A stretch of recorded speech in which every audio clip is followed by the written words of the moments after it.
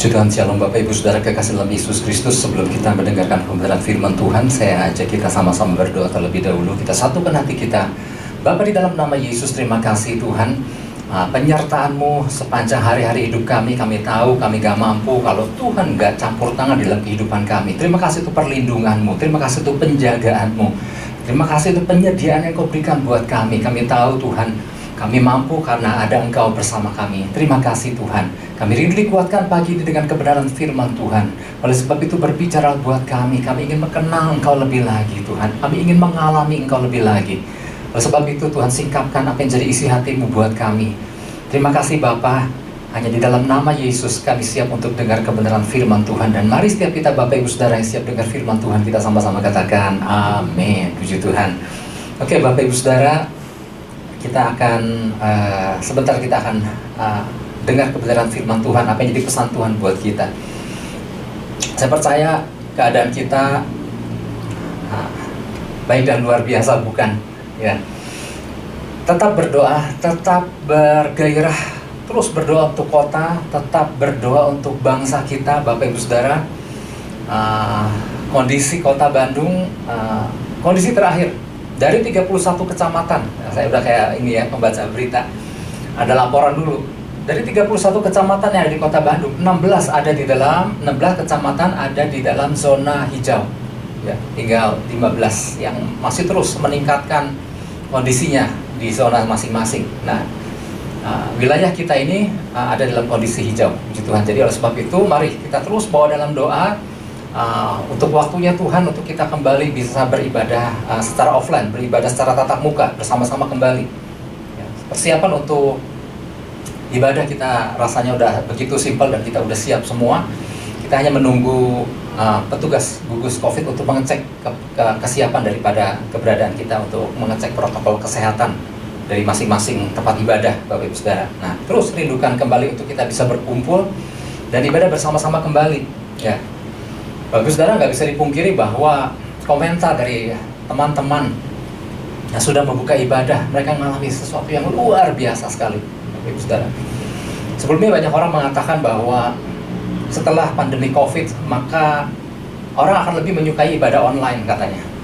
Ada orang juga mengatakan, bahkan ada pengajaran yang mengajarkan bahwa orang udah nggak perlu bergereja lagi. Ada pengajaran-pengajaran yang ngaco seperti itu. Tetapi setelah ngalami ibadah-ibadah yang beberapa wilayah yang dibuka untuk bisa beribadah kembali, respon daripada jemaat-jemaat Tuhan, mereka mengalami suatu lawatan yang luar biasa. Mereka berkata, tetap gak bisa dibohongi bahwa beda ibadah secara online dengan ibadah bersama-sama di dalam ruangan bersama. Mereka mengalami lawatan Tuhan ketika umat Tuhan bersatu di dalam secara korporat bersama-sama memuliakan Tuhan. Mereka gak alami zaman Tuhan yang mereka gak alami pada waktu ibadah jarak jauh. Oleh sebab itu, mari Bapak Ibu Saudara rindukan untuk itu bisa terus terjadi. Ya, kita percaya ada waktu Tuhan. Nah, pesan Tuhan buat kita akan masuk dalam pesan Tuhan. Pesan Tuhan buat kita di minggu ini adalah masuk lebih dalam lagi. Wow. Karena kalau kita perhatikan pesan demi pesan ini, Tuhan lagi mau bawa kita untuk sebetulnya mengalami lebih lagi, Bapak Ibu Saudara. Minggu lalu kita dengar pesan Tuhan untuk miliki hikmat dari Tuhan, dan sekarang Tuhan bawa kita untuk yuk alami Tuhan lebih lagi. Artinya Tuhan hari-hari sedang ajak kita untuk bukan menjadi orang-orang percaya yang biasa, tapi yang mengalami Tuhan. Nah, sekarang apa yang dimaksud dengan masuk lebih dalam lagi? Ya, ada orang berkata, Pak, disuruh masuk lebih dalam dulu, sampai berapa dalam sih gitu? Bukan soal seberapa dalam, sampai mengalami perjumpaan dengan Tuhan. Bukan soal berapa dalam, Pak, kalau disuruh masuk lebih dalam, sampai berapa dalam, kalau disuruh masuk dulu, katanya. Oh enggak. Ya sebenarnya simpel kan? Sampai kita mengalami perjumpaan dengan Tuhan. Seperti misalnya kalau kita bertamu ke rumah orang lain misalnya. Tujuan kita datangkan untuk bertamu, untuk bertemu dengan orang yang kita ingin jumpai. Kemudian kita ketok-ketokan, kemudian orang itu buka pintu dan mempersilahkan kita masuk. Kemudian apa yang kita lakukan? Apakah kita mau diam di luar aja? Kan enggak. Kita akan mencoba masuk ke dalam karena dipersilahkan masuk. Kemudian udah masuk di dalam, terus kita ngapain? Apakah cuma sekedar bertatap-tatapan? Kan enggak. Di situ kita menyatakan maksud tujuan kita untuk datang ke sana. Dan kemudian hasilnya apa? Apakah ada hasilnya? Kalau cuma diam tatap-tatapan pulang, kita nggak ngalami hasil apa-apa. Hasilnya apa? Waktu kita berjumpa dengan orang, kita bercakap-cakap, kita pulang bawa sesuatu. Karena kita sudah bertemu dengan orang yang kita cari. Itu dalam gambaran waktu kita mau bertamu ke rumah orang. Nah, kurang lebih gambaran itu waktu kita datang sama Tuhan. Tuhan kan persilahkan kita masuk. Apa kita masa sih nggak mau masuk? Terus udah gitu, udah masuk ngapain? Apakah cuma bertatap-tatapan? Kan enggak. Kita akan mengalami pertemuan. Dan kemudian apakah, nah sekarang gini, pulang bawa apa enggak hasil perjumpaan itu? Kalau pulang nggak bawa apa-apa, nggak nangkap apa-apa, belum ketemu. Nah, hasil daripada pertemuan ada pulang bawa sesuatu.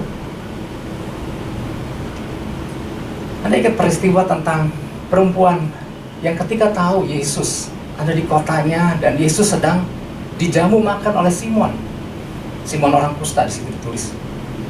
Nah, wanita ini melihat, wow, Yesus ada di rumah Simon, Yesus ada di dalam. Maka apa yang dilakukan oleh wanita ini?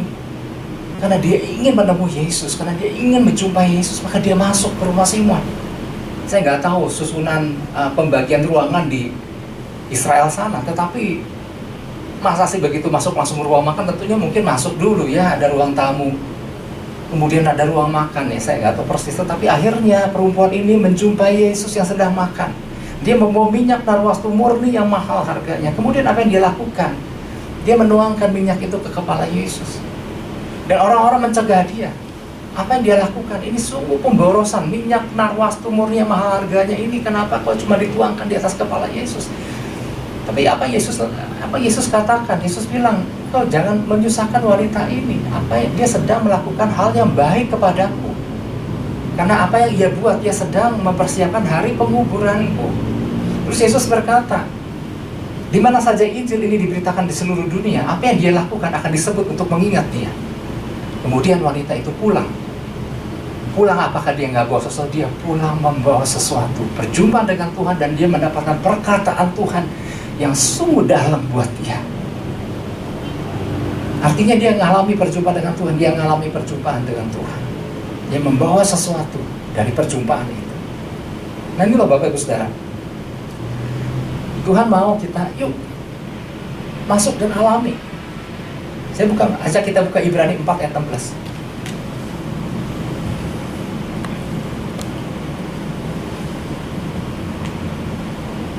Ibrani 4 ayat 16 di sini dikatakan gini, sebab itu marilah kita dengan penuh keberanian menghampiri tahta kasih karunia, supaya kita menerima rahmat dan menemukan kasih karunia untuk mendapat pertolongan kita pada waktunya. Nah, Bapak Ibu Saudara, tentu kita pernah di dalam keseharian, kita pernah datang ke kantor-kantor, entah bank, entah sekolah, entah kantor pemerintahan, entah apalah ya. Nah, bukankah kita sering menjumpai ada ruangan-ruangan tertentu yang ada tulisan dilarang masuk, ada wilayah-wilayah tertentu yang ditulis dilarang masuk. Bahkan kalau keberadaan kita nggak jelas, kita masuk wilayah yang nggak boleh masuk itu, kemudian biasanya ada petugas keamanan yang menanyakan apakah maksud kedatangan kita. Kalau nggak ada maksud apa-apa, kalau nggak ada tujuan yang jelas, mohon jangan ke daerah sini. Atau hanya orang-orang tertentu saja yang boleh diizinkan untuk mendapat akses untuk masuk. Nah, Bapak Ibu Saudara, sama halnya ketika orang-orang Yahudi zaman dulu, pada waktu mereka menyembah di bait Allah, apakah semua orang mengalami perjumpaan dengan Allah? Enggak. Hanya imam besar aja yang mengalami perjumpaan dengan Tuhan, yang boleh masuk ke ruang Maha Kudus setelah dirinya dinyatakan kudus. Dia boleh masuk ke ruang Maha Kudus.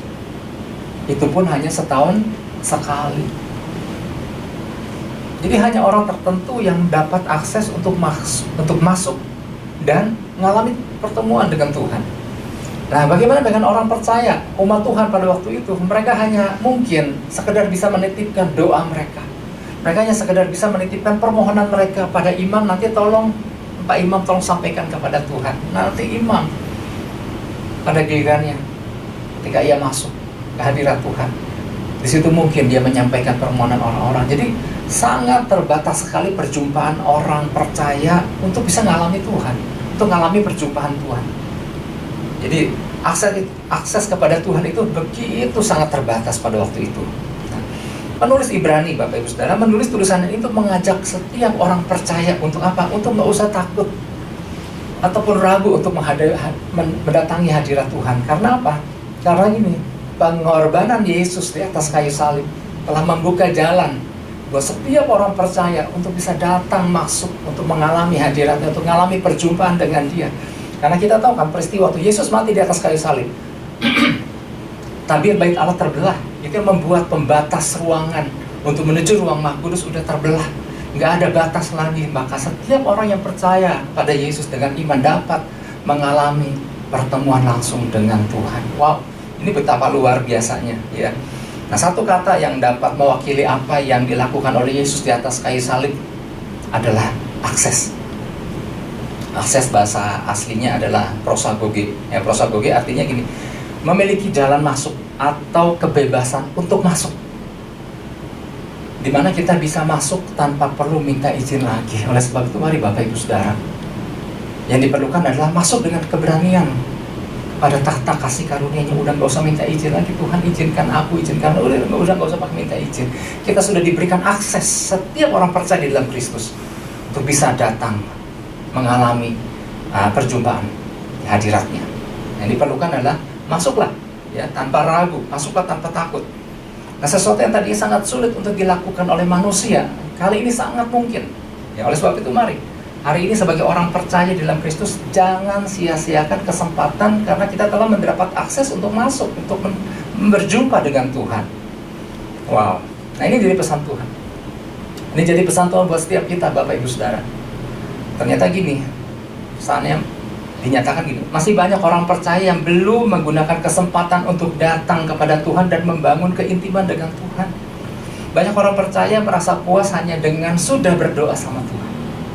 Udah doa sama Tuhan, udah ngalami jamahan, udah nangis gitu ya.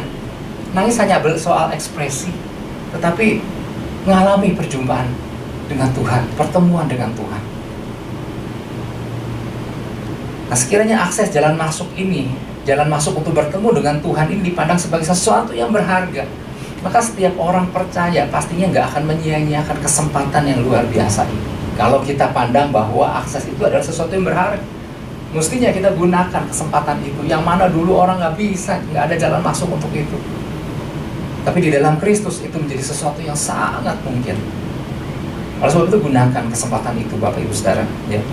Nah, orang percaya yang memandang, yang memahami bahwa orang percaya yang memandang bahwa perjumpaan dengan Kristus adalah sesuatu yang berharga, maka apa yang tersedia di tahta kasih karunia itu adalah bukan sesuatu yang utama lagi, Bapak Ibu Saudara. Karena di sini dikatakan di tahta, mendekat kepada tahta kasih karunia Tuhan. Di tahta kasih karunia Tuhan itu terdapat segala yang kita butuhkan. Tetapi orang yang tahu, yang memiliki akses sama Tuhan, datang bukan semata-mata ingin mengalami segala yang dibutuhkan yang ada di tahta kasih karunia, tapi mengalami perjumpaan dengan Tuhan. Perkara nanti Tuhan seperti apa, untuk jawab, untuk Tuhan memberikan apa yang dibutuhkan, itu gimana Tuhan. Tapi tujuan utamanya adalah ngalami Tuhan. Nah, inilah yang dimaksud. Artinya kalau kita memahami betapa berharganya akses itu, maka jangan sia-siakan, Bapak Ibu Saudara. Ya. Tuhan hanya mengatakan gini, ayo masuk sedikit lebih dalam lagi. Karena ternyata banyak orang percaya yang belum berjumpa sudah merasa selesai. Hanya merasa sudah berjumpa. Tuhan bilang yuk, alami. Itu sih pesannya, ya. Nah, oleh sebab itu beberapa hal yang harus kita perhatikan berkaitan dengan pesan Tuhan ini, agar setiap orang percaya mengalami perjumpaan dengan Tuhan. Di antaranya yang pertama adalah gini, mendekat tanpa rasa ragu atau takut. Mendekat tanpa rasa takut atau ragu. Masih sama di Ibrani 4 ayat 16. Oleh sebab itu marilah kita dengan penuh keberanian menghampiri tahta kasih karunia. Dan selanjutnya, ternyata kata keberanian, Perasia, itu juga bukan bicara soal berani, boldness, bukan soal itu aja, tetapi tanpa ragu, tanpa takut-takut. Nah, latar belakang adalah gini, surat Ibrani ini ditulis oleh si penulisnya yang memang tidak diketahui siapa, ditujukan kepada orang-orang Kristen Yahudi yang sedang mengalami penganiayaan dan keputusasaan. Ini adalah orang-orang Yahudi yang ada di daerah perantauan. Nah, ketika mereka mengalami penganiayaan atau keputusasaan, ternyata gini, gak sedikit dari antara mereka yang mencoba untuk meninggalkan iman mereka kepada Kristus dan kembali kepada kepercayaan lama mereka, yaitu kepercayaan Yahudi. Kenapa mereka sampai ngalami gitu? Ya karena beratnya aniaya, ya, mereka ngalami putus asa. Nah, penulis Ibrani ini berusaha untuk memperkuat iman mereka kepada Kristus dengan menjelaskan dengan teliti penebusan Yesus di atas kayu salib. Makanya kalau kita perhatikan surat Ibrani kan banyak penjelasan tentang Yesus telah mati buat kita. Yesus telah menebus umat manusia dari dosa. Nah, jadi penulis Ibrani ini meyakinkan untuk tidak kembali kepada kehidupan di bawah hukuman.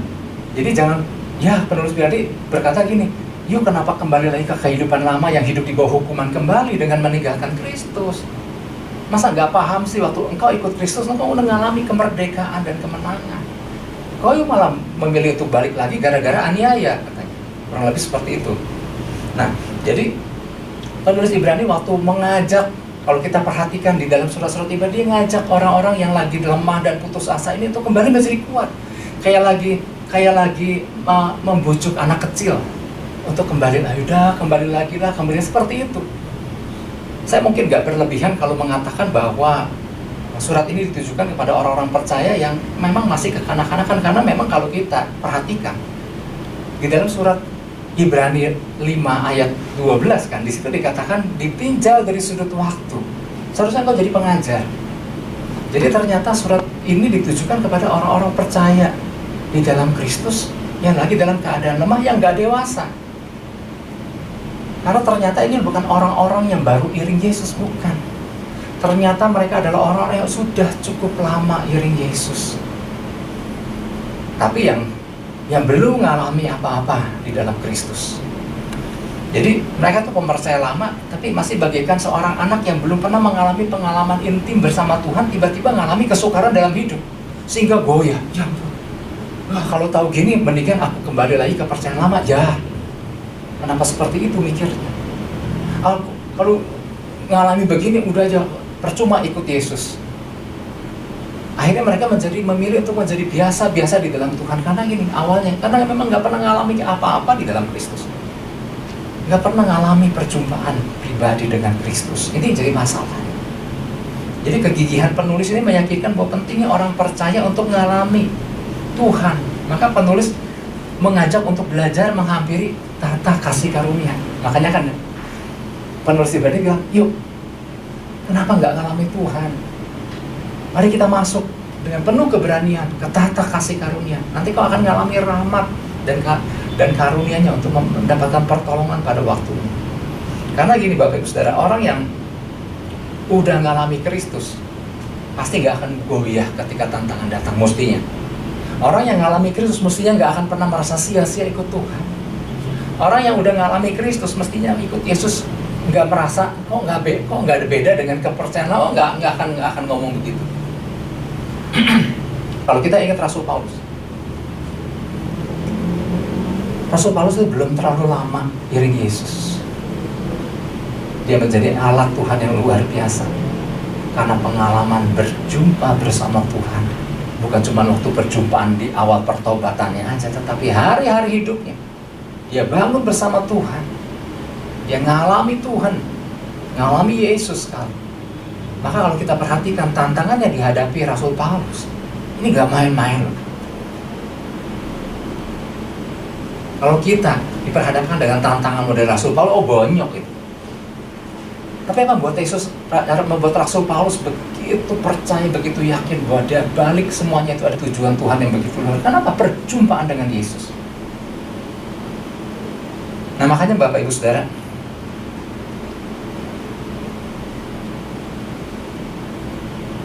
di dalam Ibrani ini penulis banyak menceritakan tentang siapa Yesus. Dialah imam besar agung. Dialah pengantar, Dialah pencipta langit dan bumi, untuk meyakinkan ternyata orang-orang itu yang lagi goyah, yang lagi mau meninggalkan kepercayaannya. Nah sekarang gini Bapak Ibu Saudara, ada berapa alasan kenapa kok orang percaya diajak yuk masuk dengan penuh keberanian? Karena ternyata banyak yang gak yakin, banyak yang ragu, benar gak sih, benar gak sih? Banyak yang punya rasa takut, punya rasa gentar. Kenapa mereka sampai ngalami gitu? Karena mereka gak kenal siapa Yesus itu. Keraguan akan muncul ketika seorang tidak mengenali siapa yang dia akan temui. Ingat, kekristenan Bapak Ibu Saudara itu bukan tentang agama. Kekristenan adalah tentang relationship with God, tentang keterhubungan kita dengan Tuhan. Gak bisa sekedar diceritakan, Pak, ceritain gimana sih kalau ngalami pertemuan dengan Tuhan, ngalami suara Tuhan. Saya bilang gak bisa diceritain, dah mesti dialami. Sama kalau lagi orang cerita gimana sih enaknya makanan itu, kita cuma hanya bisa bilang, wah enak banget ya. Kayak gimana enaknya? Ya susah, mesti makan, mesti ikut nyobain makanan itu, ikut mencicipi. Bapak Ibu Saudara, kalau beberapa waktu terakhir ini, kita mungkin Anda pernah dengar ada makanan yang lagi hype di Jakarta. Jadi ada promosi juga, kayak lagi di endorse. Dulu, beberapa minggu yang lalu, satu bulan yang lalu mungkin, orang, ini makanan pinggir jalan, orang untuk bisa makan di situ dan memesan makanan itu perlu waiting list 5 hari, Bapak Ibu Saudara. Ya ampun. Kemarin ngobrol sama Delvin, September, kalau hari ini pesan September baru bisa makan di situ. Segimana enaknya sih? Banyak orang yang udah datang ke sana bilang enak banget. Seberapa enak? Enak deh. Kayak gimana? Ya you mesti cobain. Jadi kita harus ngalami. Nggak bisa cukup puasanya dengan enaknya sampai begitu. Aduh, jadi kenyang perut. Oh enggak. Kita harus makan. Kita harus nikmati. Kita baru tahu yang namanya ngalami itu seperti apa. Dari sebab itu kalau kita tahu siapa Tuhan Yesus, mari alami. Karena akses untuk bisa ngalami Tuhan sudah dibuka. Dan itu hanya bisa dialami karena kekristenan adalah soal hubungan, ada soal jalinan, harus dialami Bapak Ibu Saudara. Ya.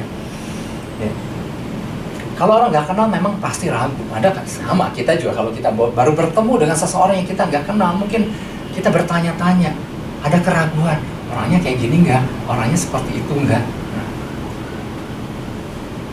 Ya, saya berusaha untuk menggambarkan aja. Makanya pakai contohnya kan pakai beberapa contoh-contoh. Kalau nanti ada pulang dari ruangan ini di bawah, di pelataran parkir kan ada anjing hitam, si boy. Anda berani datang pulang langsung usap-usap kepalanya. Mungkin awal orang yang nggak terlalu kenal akan ragu-ragu ya, nanti tangan gue dicaplok apa enggak gitu ya. Dan setelah ada jalinan yang dibangun, maka kita mulai mengenali, oh ternyata dia nggak segalak yang dibayangkan gitu ya. Nah itu gambaran Bapak Ibu Saudara, kalau kita paham tentang itu, maka kita nggak akan ragu, maka kita nggak akan takut. Nah kemudian apa yang membuat orang jadi ragu atau takut? Yang tadi kurang mengenal siapa Yesus. Yang kedua adalah gini, karena Anda mungkin memiliki gambar yang salah tentang Bapak sebelumnya. Salah satu penyebabnya adalah sosok Bapak jasmani yang mungkin yang kita miliki, yang Anda miliki. Mungkin adalah sosok yang nggak suka berkomunikasi, mungkin adalah sosok yang dingin, mungkin sosok yang sangat tertutup, sehingga gambaran sosok Bapak yang kita miliki ini mempengaruhi akan gambaran pada Bapak sorgawi waktu kita datang kepadanya. Ya, Bapak yang selama ini di dunia ketemu aja begitu, jangan-jangan Bapak yang sorgawi juga sama juga seperti itu. Nggak ada komunikasi, dingin, tertutup. Oleh sebab itu para bapak, para pria, para kepala keluarga, sikap yang Anda bangun dengan anak-anak Anda akan mempengaruhi hubungan anak-anak Anda dengan Tuhan. Nah, sebab itu, mari bangun sebuah komunikasi yang hangat dengan anak-anak Anda. Bangun sebuah keterhubungan, bangun keterbukaan. Jangan menjadi sosok bapak yang sering ingkar janji, bapak yang tertutup, bapak yang gak jujur, bapak yang gak punya kepemimpinan. Kalau Anda lakukan itu, Anda sedang merusakkan hubungan anak-anak Anda dengan Tuhan. Karena gambaran sosok bapak yang dilihat mata itu akan sedikit banyak akan mempengaruhi hubungan seorang anak kepada Bapa surga. Jadi ternyata Bapak Ibu Saudara, kita memiliki gambaran Bapak yang sama selama ini. Oleh sebab itu, mari Bapak Ibu Saudara, ya, banyak faktor yang akan mempengaruhi hubungan seseorang sama Tuhan, sehingga membuat orang datang jangan masuk, jangan lebih dalam, seperti apa sih gitu. Oleh sebab itu, mari, nggak ada pilihan, alami, ya. Karena hubungan yang benar yang dibangun dengan Tuhan tidak akan menggoyahkan kita sekalipun kita mengalami hari-hari yang buruk. Kenapa? Karena kita begitu yakin akan kehadiran Tuhan dan kita sudah mengalami. Apalagi ketika Tuhan menyampaikan sesuatu, apapun yang terjadi di depan kita, seburuk apapun, kita tahu Tuhan sudah memberikan janjinya, Tuhan memberikan perkataannya kepada aku. Itu yang dibutuhkan hari-hari ini. Itu yang pertama, ya.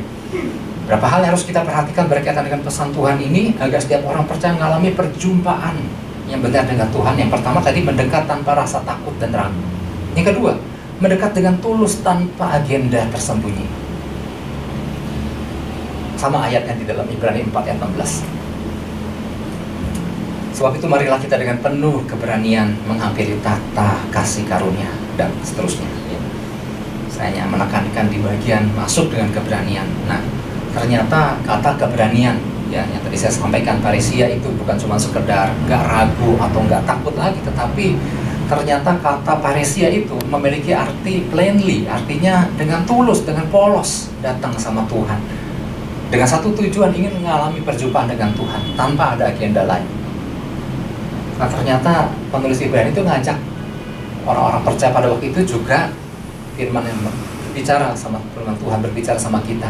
Yuk masuk dengan sebuah ketulusan, dengan sebuah kepolosan, karena memang hanya ingin berjumpa dengan Tuhan, gak ada agenda lain. Karena ternyata gini, di hadapan Tuhan, hal ketulusan ini di dalam menjalin persekutuan dengan Tuhan ini adalah hal yang sangat diperhatikan. Karena gini, manusia manusia sangat mudah untuk dibohongi. Manusia sangat mudah untuk, kalau kita menutup-nutupi sesuatu sama orang, kita mungkin bisa lakukan itu. Tapi Tuhan tahu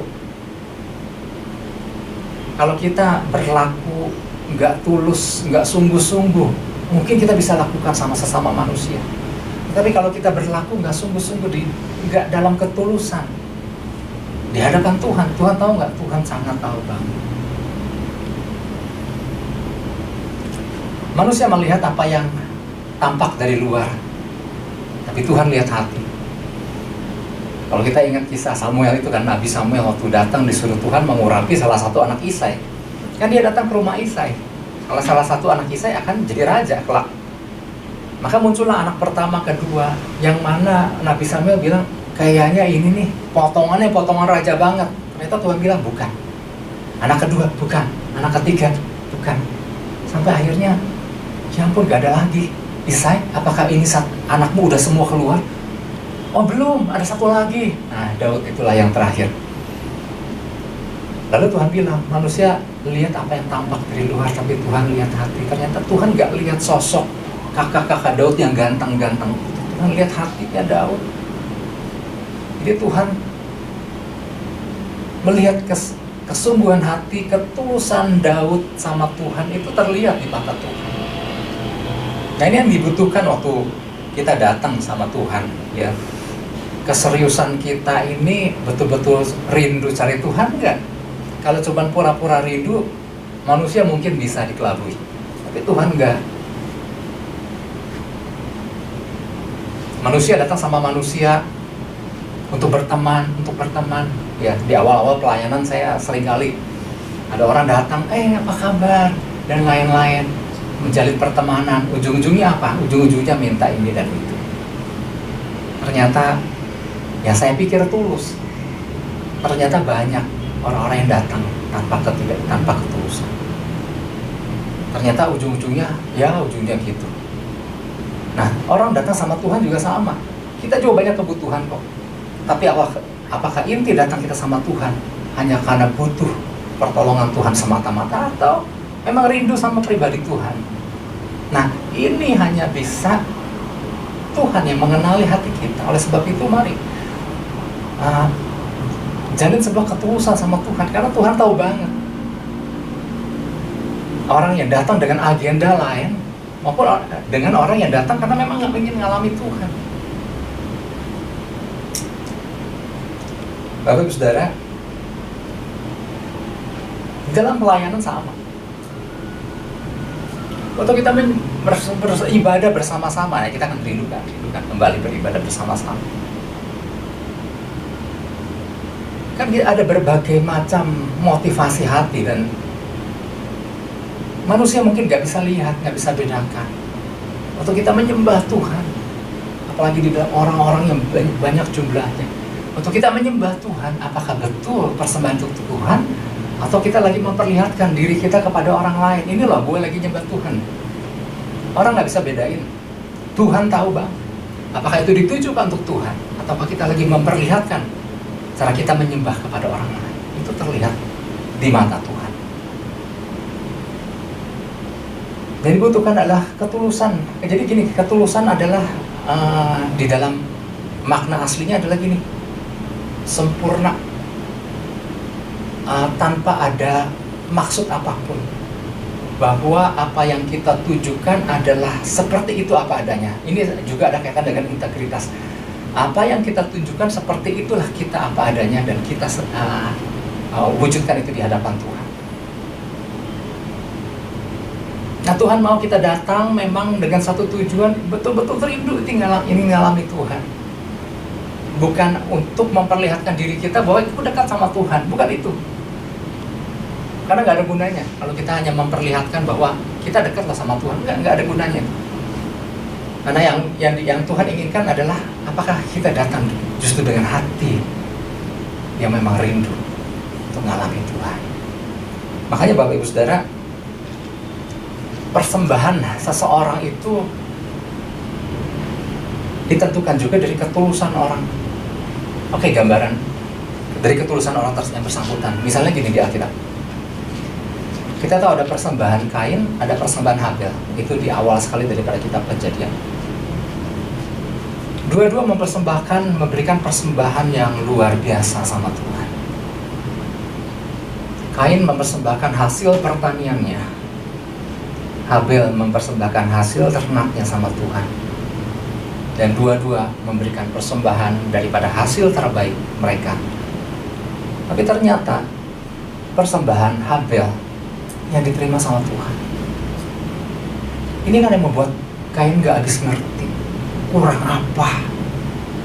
Udah memberi yang terbaik, hasil pertanian terbaik diberikan sama Tuhan, tapi kenapa Habel yang diterima? Ini membuat Kain panas, dan akhirnya Kain bunuh Habel.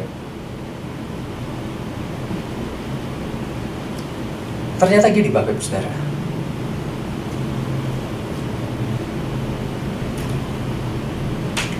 Alkitab mencatat bahwa korban persembahan yang berkenan dia dipersembahkan sama Tuhan adalah dari darah binatang.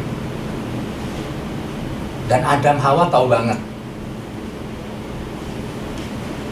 dan diajarkan itu kepada anak-anaknya, karena sudah tertulis di Alkitab bahwa persembahan untuk Tuhan adalah korban dari binatang, darah yang dicurahkan. Habel bukan semata-mata dia seorang peternak, jadi dia memberikan persembahan korban binatang kepada Tuhan. Karena Habel tahu bahwa korban binatang ini yang menyukakan Tuhan. Apakah Kain nggak tahu? Kain mestinya tahu. Tapi dia memilih untuk memberi yang terbaik, yang menurut diri dia ini terbaik buat Tuhan. Habel mencoba mencari tahu apa kesukaan Tuhan. Kain tidak berusaha mencari tahu apa kesukaan Tuhan. Ini yang membuat Tuhan lebih mencium bau persembahan, aroma persembahan Habel yang lebih berkenan di hadapan. Di dalam kehidupan kita, bukankah kita tanpa disadari orang percaya, seolah-olah seperti Kain, coba berikan yang terbaik, tampak luar biasa, tapi nggak mencari apakah ini yang Tuhan kehendaki, apakah ini yang disukai Tuhan atau enggak.